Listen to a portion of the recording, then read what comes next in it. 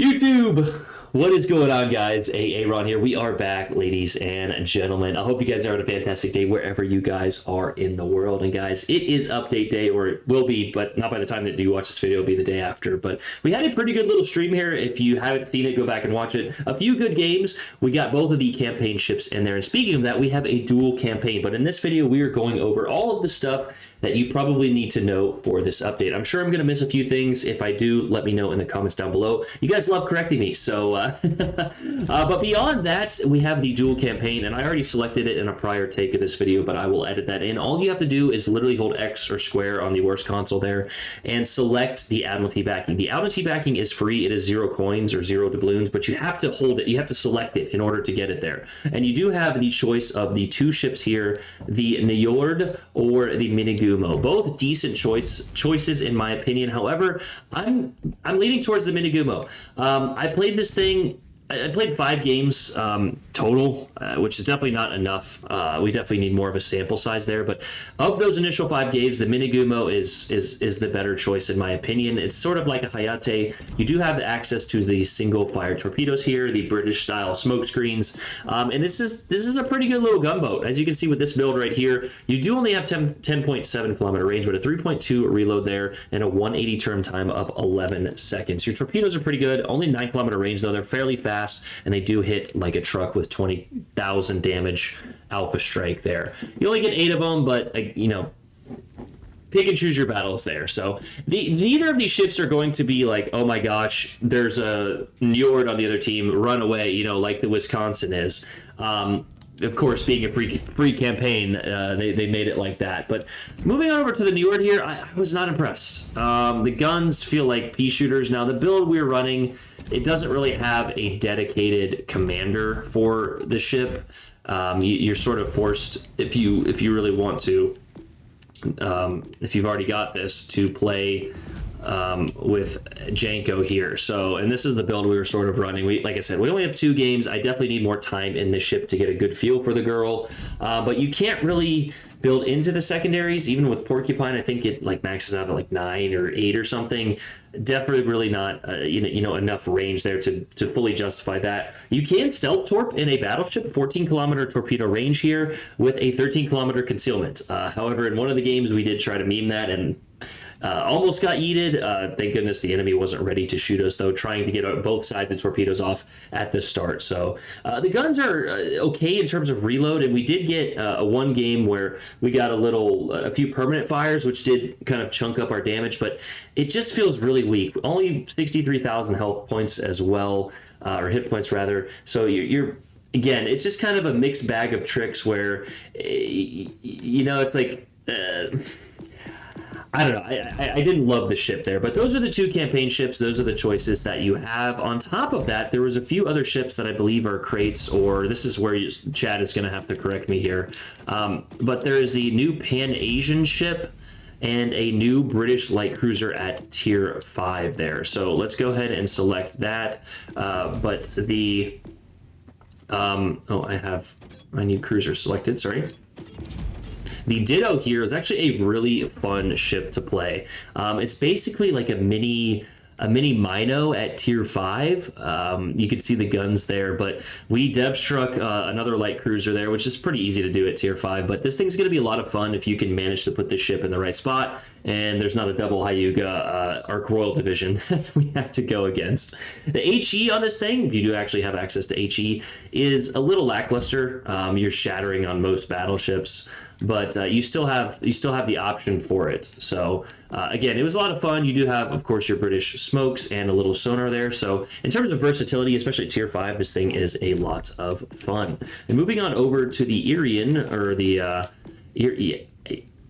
Irene, this cruiser here, I believe, is like a Kudasov, but it is of the Pan-Asian variety. So you get, of course, your deep water torpedoes, your sonar, your repair, and then your torpedo reload booster. And something I wasn't paying attention to when we first played this ship is you don't have your smoke screen. So make sure you are not YOLO rushing out there expecting smoke and then not have it, because that is sort of what we did. But that being said, this thing has an insane fire chance. Now, the one game that we did play in it, our teammates were absolutely buns, but as you can see, 1.4 attracted damage, 130,000, which could have been more, but the XP there, 21 on a loss. So again, this thing, I had 6 fires and 40 hits when we first started. So the fire chance combined with the rate of fire there, you're going to be seeing some memes come out of this cruiser right here. The maneuverability isn't that great. And your concealment, I think, is actually the best at the tier at 8.7 there. Now, of course, that is with a commander, Mikawa, and a concealment module, and of course, a camo there. But I did have the most fun, actually, instead of the campaign ships, out of those 2 ships. Now, on top of that, there is the free bundle in the store. Just don't get baited, don't get jebaited into, completing all these tasks and spending more money in the store than you have to. That is the idea of that. But we'll go ahead and redeem this, and we'll open the pinatas here. I've seen some people tell me they've gotten some decent stuff out of the pinatas. Also, I've heard some, maybe it's the calendar. I think it's the online calendar is bugged. I cannot confirm that, but Jim or somebody else, please comment. About someone said it's bugged or they didn't get the resources or whatever. On top of that, War Tales is back. We have new objectives here. So I don't know if all these are locked, but you have access to these 2.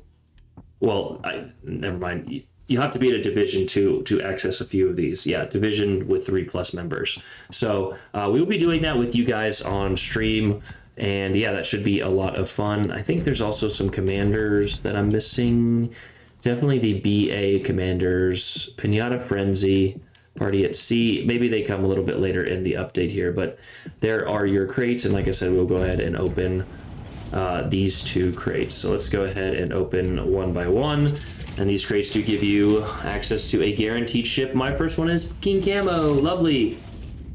Camo and premium days would be the absolute best thing that we could possibly get. So here's a great example of why you should never gamble. I saw someone post in my Discord they got the 100k doubloons, and someone else, I think they got the San Diego. So,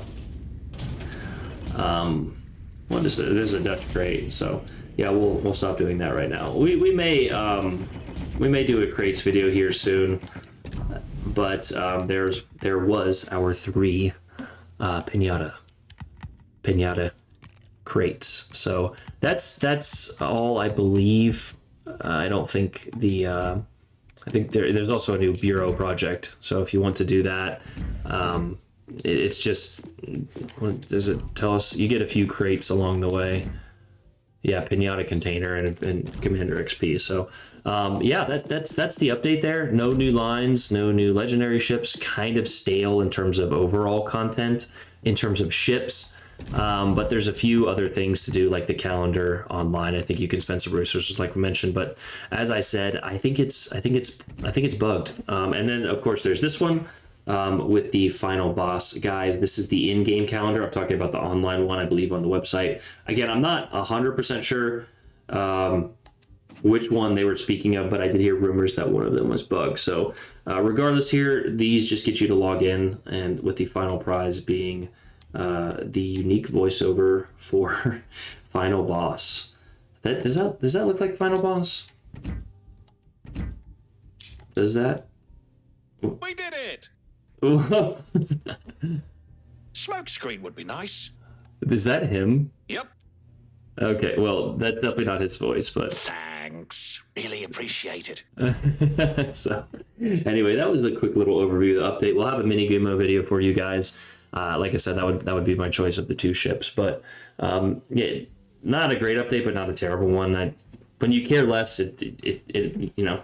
Anyway, but that is what we have for you guys. I love you guys. Make sure to like, subscribe, all that YouTuber malarkey. See you guys in the next one. Peace.